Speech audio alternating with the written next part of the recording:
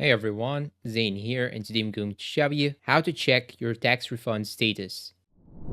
You need to know that most refunds are issued within 21 calendar days for e-filers, and in some cases for paper filers, it may take up to 4 weeks or more. And this table shows some of the estimated refund dates. And now let me show you exactly how to check your refund status.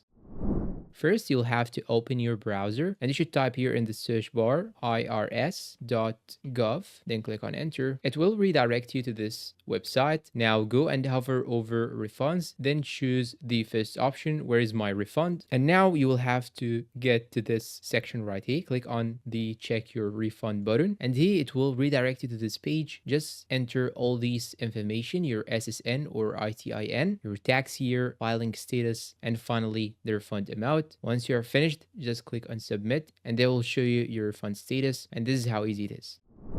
And that's all for today. If you find this video helpful, please don't forget to support us with like, subscribe, comment, share. Thanks for watching and see you in a new video.